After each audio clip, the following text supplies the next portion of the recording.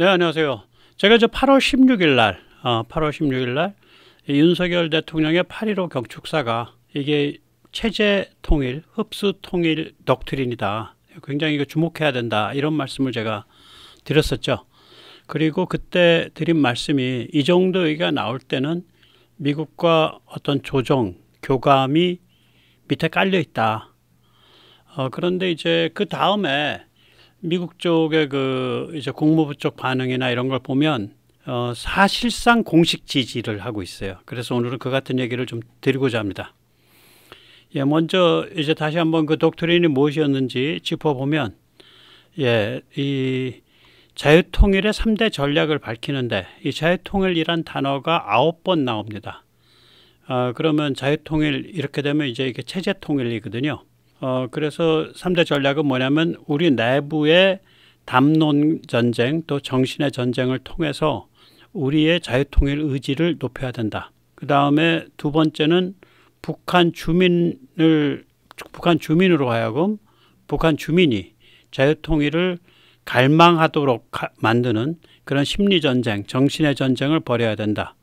물론 이제 윤 대통령 그 스피치에는 저 같은 이런 말하자면 강경 호전적 용어는 안 쓰죠. 근데 저는 그냥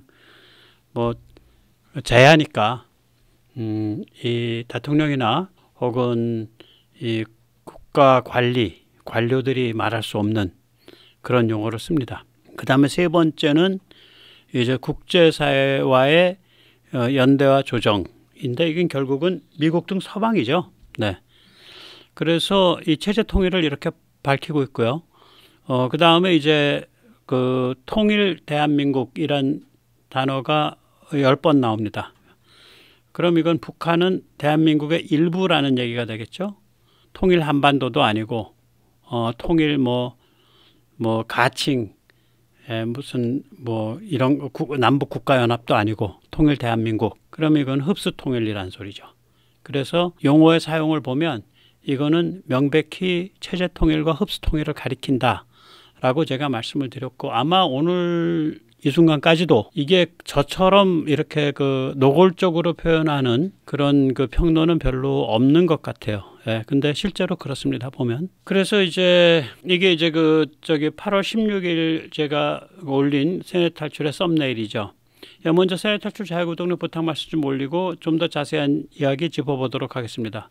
아시다시피 세뇌 탈출은 광고가 잘 붙지 않습니다. 붙더라도 천천히 붙는 경향이 있습니다. 도와주시면 보다 좋은 컨텐츠로 찾아뵙는 데 커다란 힘이 되겠습니다. 감사합니다. 제가 이제 그때 말씀드릴 때 미국과 이게 미리 협의 조정되지 않으면 이 정도 얘기 못 나온다. 그럼 미국과 미리 협의 조정됐다라는 얘기는 미국의 한반도 전략이 변화했다. 왜냐? 미국의 한반도 전략은 기본적으로 한 1945년에서 2017년까지는 현상 유지, 스테이터스 코, 분단 유지였고 2018년에서 2022년은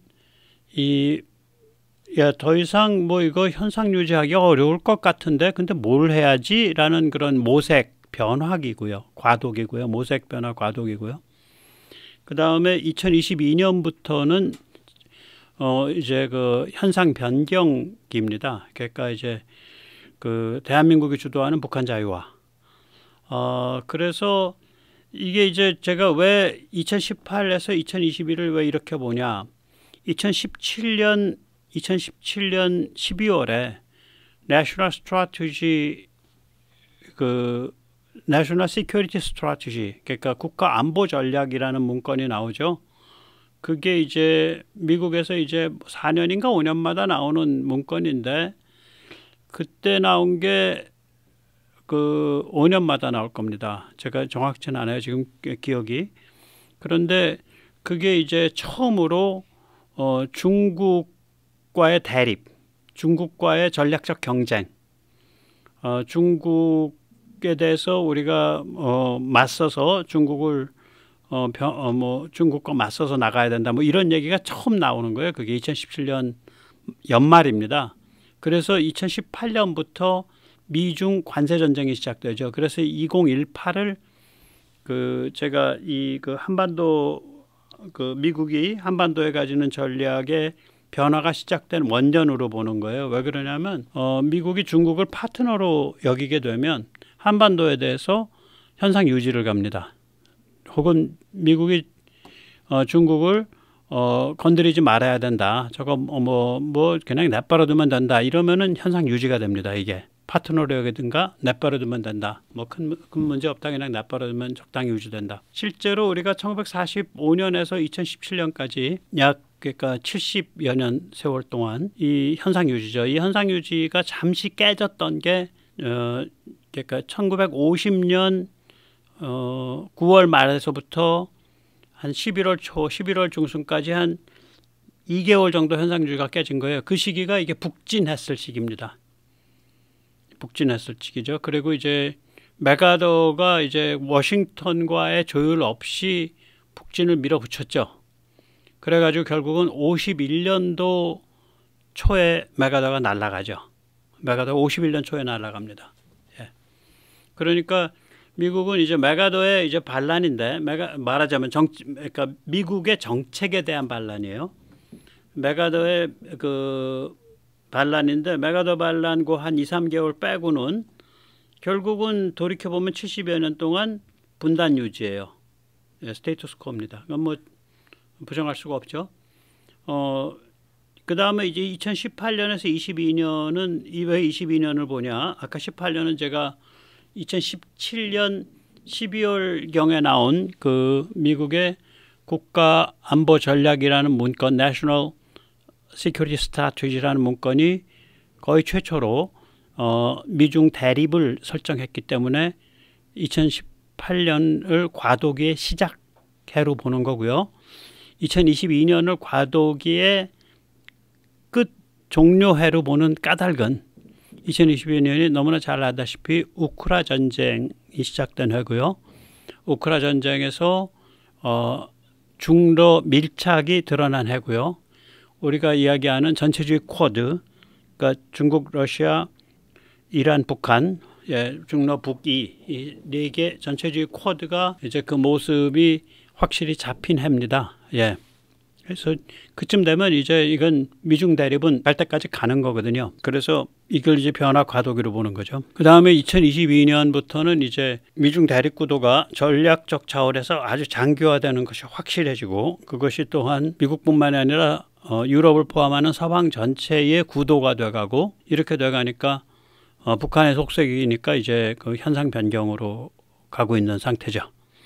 그래서 이러한 미국의 한반도 전략 변화가 이제 무르익어서 드러난 겁니다. 그러니까 2024년 8월 15일 윤석열 대통령 연설은 이러한 미국의 입장을 한국 정부가 그동안, 윤석열 정부가 그동안 한 2년 정도 모니터링하면서 이런 입장 변화, 이건 뭐 70여 년 만에 입장 변화니까, 사실 거의 80년 만에 입장 변화니까 뭐 나 입장 바뀌었어요 그러면 그걸 어떻게 믿어요? 한 2년은 푹 담가가지고 검증을 해야죠. 검증을 하고 거기에 대한 어떤 그 한국 측 입장의 결정이 드러난 것이라고 봅니다.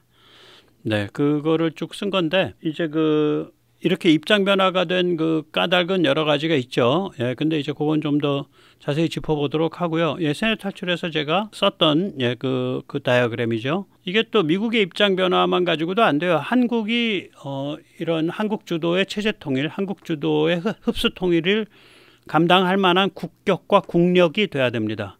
그래서 대개 빨리 잡아주면 한국의 그 정도 레벨로 올라선 게 이제 김영삼, 김대중 이 무렵인데, 그런데 실제로는 1990년대부터인데, 그런데 그 레벨로 올라섰다고 하더라도 미국의 입장이 정리가 안 돼 있으니까 그동안은 좀 여러 가지로 그 문제가 많았던 거죠. 네, 그렇습니다.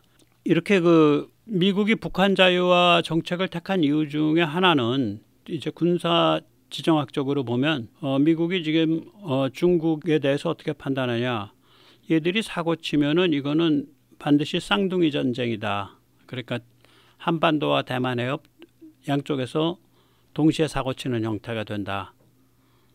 그러니까 한반도 쪽을 확실하게 다져놓고, 뭐 그럴 생각하고 있는 놈들을 대상으로 해서 무슨 뭐 현상 유지가 어딨냐? 쟤들이 현상 유지 안 하려고 하는데 지금 그 현상 유지 안 하려고 하는 관점에 대한 대비를 이쪽도 그만큼 해야 된다. 그래야 평화가 지켜진다. 오히려 그런 생각이에요, 여기가. 그래서 한번 들어보시죠. 예, 그 제가 그때 만든 짧은 동영상이죠. 예. 중국이 남중국 해 및 대만에서 도발하면 반드시 주일 미군 기지와 괌 및 하와이를 공격한다. 주일 미군 기지를 공격하면 일본이 자동 참전하게 된다. 괌 및 하와이를 공격하면 한국이 자동 참전하게 된다. 한미 상호방위조약 제3조에 의해 중국의 입장에서는 어차피 한국이 참전함으로 북한을 내세워 한반도 전선을 연다. 혹은 중국은 아예 처음부터 순서를 바꾸어 도발할 수도 있다. 먼저 북한을 내세워 한반도에서 도발을 일으켜서 주한미군과 주일미군의 발을 묶어놓고 대만을 침공할 수도 있다. 중국이 도발하면 반드시 대만 해협과 한반도 쌍둥이 전쟁이 된다. 중국의 전략 덕분에 한미일 삼국체제가 성숙하고 있다. 쌍둥이 전쟁을 쟤들이 하려고 한다. 이건 이제 근거는 제가 따로 한번 정리해서 말씀드린다 그랬죠. 예, 이 짧은 데서는 제가 근거를 하나도 제시를 안 했습니다. 그러나 최근에 나오는 그런 문건들 보면 미국이 중국을 파악할 때 어떻게 파악하고 있냐. 저희들이 군사적 도발을 하면 반드시 대만 해협과 한반도 쌍둥이 도발한다. 그렇게 파악하고 있어요. 그럼 저희들이 그렇게 흉악한 심보를 먹고 있기 때문에 이쪽도 결국 북한 자유화 그러니까 체제 통일, 흡수 통일에 대한 그런 준비를 하지 않으면은 그 도발을 막지를 못한다는 거죠. 오히려 예, 그렇게 보는 거예요. 지금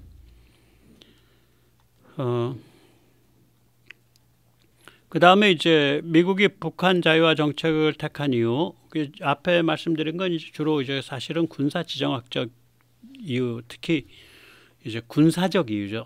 아주 순수한 군사 전략, 밀리터리 스트래티지에 관한 혹은 군사 예측에 대한 거고요.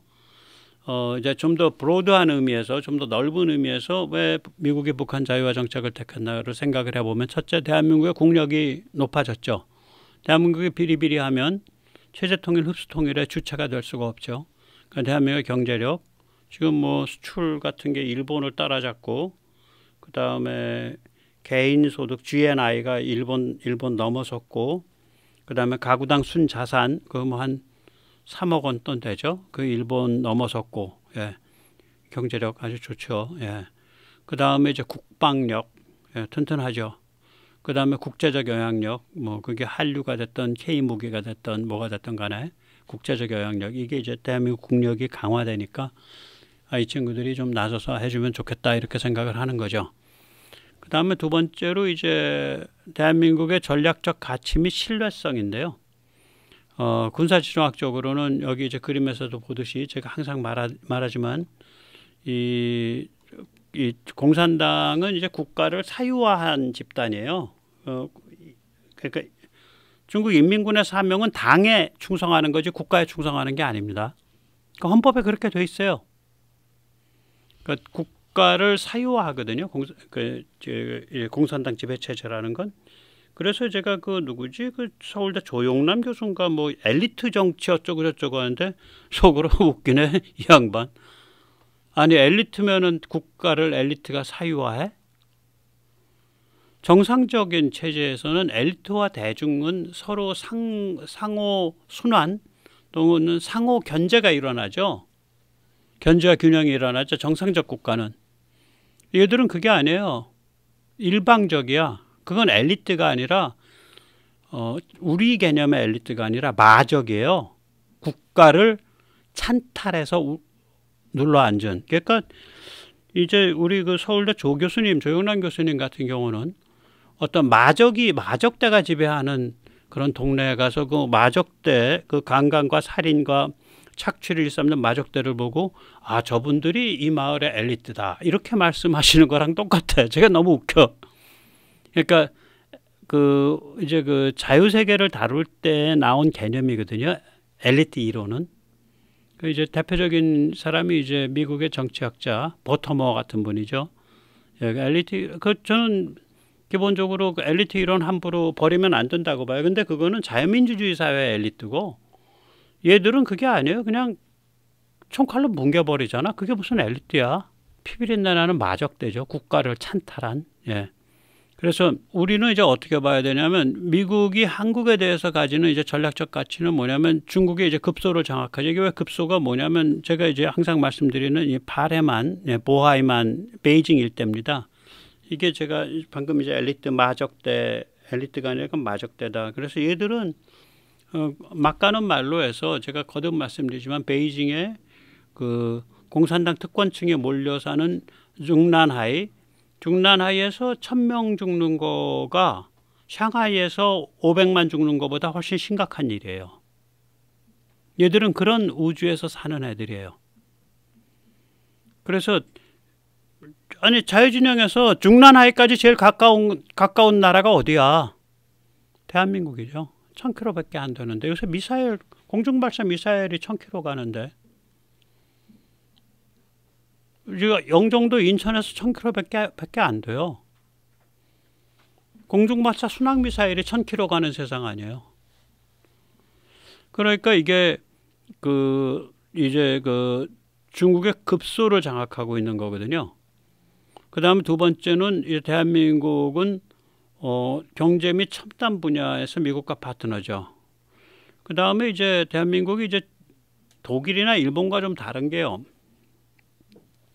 영국은 좀 늙었고 프랑스는 항상 빼딱선 타고 미국 등짝에 칼질하면서 이제 독일은 좀 음흉하죠. 일본도 많이 음흉해요. 그러니까 이제 특히 이제 독일은 그나마 보면 보여. 그 정당 정치 보면 얘들 어디로 가고 있다가 보이고 어디로 갈 것이다라는 게 예측이 되는데 일본은 뭐 자유민주주의지만 국회의원이 거의 세습도 많이 되고 그 다음에 일본 말하자면 지도층 내부 그게 뭐 정치계 그다음에 관료 언론 기업 이게 뭐 이 내부에서 뭔 얘기 돌아가는지 뭐 자기들끼리 어떻게 숙덕거리는지가 아무도 몰라 사실은. 미국 입장에서 보면 좀 특히 뭐 이제 BBC 기자가 부인은 일본 사람이고 일본을 너무 사랑하고 일본에서 한 20년 정도 살다가 이제 영국으로 귀환하는 BBC 기자가 아주 우울한 그런 일본에 대한 통찰을 썼죠. 기사에서. 거기서 보면 일본 지도층들이 세계 제2차 대전에 관해서 자기들을 희생자라고 생각한다. 그리고 굉장히 내셔널리스틱하다. 굉장히 일본주의적 혹은 국가주의적 혹은 좀 공격적인 민족주의적 뭐 이런 성향이 있다. 이런 얘기를 써요. 그래서 마인드셋이 좀 그렇기 때문에 사실 이런 거죠. 아니 오죽하면은 저는 이제 그 얘기 자꾸 드리지만 아니 어떻게 조총련 제1교포 북송을 25년을 하냐고요. 25년 뭐 한두 해도 아니고 25년 해요. 그래서 북핵이 일반화됐을 때 그때 그만두죠. 그리고 25년 안에는 그러니까 제일교포 북송한 지 한 5, 6년 됐을 때가 문세광에 의한 유경수 여사 시해 사건이에요. 그러면 그때 조총련 따라잡았어야지. 조총련은 지금도 뭐 사실 합법이잖아. 그러니까 좀 생각이 다른 거죠. 굉장히 다른 거예요, 생각이. 그러니까 자기들은 말하자면 러시아나 소련이나 중공 혹은 월맹과 거래할 수 있다라고 생각한다고요. 또 그렇게 거래를 해서 또 평양과 그렇게 해서 좀 판을 좀 어질러 놔야 미국이 일본을 존중하게 될 거다. 뭐 이런 사고방식이 아래 좀 있어요. 그러니까 일본 지금 군사력 보세요. 결국 그냥 뒤로 빠져가지고 그냥 굿이나 보고 떡이나 먹자 굿떡 하니까 지금 군사력이 저 모양 됐지. 일본이 이 지역에서 내가 항행의 자유와 그 다음에 공중 영공 방어를 내가 열심히 하려면 어떻게 해야 된다라고 생각했으면 일본이 지금보다 군사력 훨씬 강해야 돼요. 근데 뭐 우리가 그거 뭐 열심히 하냐, 뭐 미국이 알아서 하라 그러고 우리는 역시 돈 많이 벌면 돼. 이거죠 뭐. 그래서 저는 미국이 일본에 대해서 그런 실존적 차원의 신뢰가 없다고 봅니다. 사실은 한국은 안 그렇죠. 뭐 한국이 좀 말하자면 앞뒤가 없고 사람들이 그 다음에 이게 막 정치가 막 종중으로 갔다가 뭐 자유보수 공화 쪽으로 자유공화 쪽으로 갔다 종중 갔다 자유공화 쪽으로 갔다가 뭐 정신머리 없고 그다음 한국도 그 조중동 같은 데가 아주 편협하게 국민을 몰아가고 뭐 이런 문제가 가득 차 있지만 한국은 팔자 자체를 보면 2000년 동안 중국에 대해서 생사를 건 어떤 정체성 게임을 해왔기 때문에 한국이 중국이랑 쎄쎄쎄해서 같이 돌아갈 가능성은 굉장히 작다라고 보는 거예요, 미국은. 그러니까 이런 그 운명적인 차원의 신뢰성이 높죠, 우리가. 그 다음에 이제 그 한류라든지 이런 데서 나오는 게 이제 서방 문화와 서방 가치의 창조적 재해석 및 전파. 이게 굉장히 중요한 역할을 해주고 있는 거거든요. 그 다음에 이제 북한이 피폐한 거죠. 북한이 뭐 멀쩡하게 잘 돌아가면 흡수통일 체제 체제 통일 이런 컨셉이 나올 수가 없는 거죠. 그리고 이제 그런 경제적 피폐뿐만이 아니라 핵미사일 도발이 악화되고 있고, 그 다음에 북한 내부에 한류가 만연해 있고, 뭐 저는 이제 그 탈북자 그 프로그램들 많이 보는데 탈북하신 분들이 만드는 거, 뭐 유미카라든지 뭐 심하윤 선생 거라든지 뭐 아무튼 너덕게 잘 봐요 그거. 또 컴프레사 김영철 사장님 것도 잘 보고 말 구수하게 하는 양반. 근데 어떤 뭐 여성분이 나와서 20대 초반이에요. 근데 탈북하게 된 계기가 송승헌 만나려고 탈북했다는 거 아니에요. 배우. 그러니까 한류가 지역에 따라서 연령대에 따라서 좀 왔다 갔다 하지만 아주 만연해 있는 것 같거든요.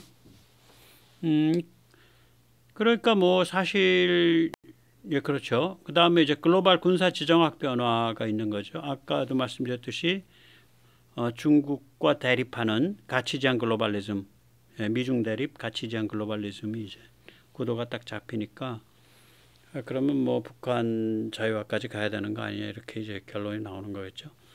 자, 여기까지가 이제 제가 8월 16일 날 했던 말씀을 대충 요약을 해드린 거고요. 그래서 이러이러한 근거로 저는 이거를 첫째, 그러니까 대한민국 대통령으로서 대한민국 정부로서 대한민국 정부가 처음으로 공식적으로 자유통일, 그러니까 체제통일, 흡수통일을 얘기한 거다. 굉장히 중시해야 된다. 그 다음에 두 번째, 이 정도 얘기 나올 때는 미국과 교감과 이제 말하자면 물밑 조정이 선행된 거다. 두 번. 그 얘기는 미국의 한반도 전략이 분단, 즉 현상 유지에서 북한 자유화로, 그러니까 대한민국 주도 북한 자유화로 바뀐 거다. 이 세 가지가 이제 제가 8월 16일 날 했던 세뇌 탈출의 핵심 내용인데, 그러면 그게 이제 어떻게 드러나냐, 언론에서는. 또 미국 쪽에서는 그거를 그냥 입 씻고 가만히 있냐, 아니면 그래 우리가 맞아, 윤석열 독트린, 우리가 통일 독트린 그거 우리 지지해, 뭐 이런 시그널이 나오냐 이거지. 미국과 조율됐다며. 그래서 먼저 이제 제3국의 보도를 잠깐 보면요. 중국, 인도, 대만은 왜곡 보도를 하거나 어리둥절이에요.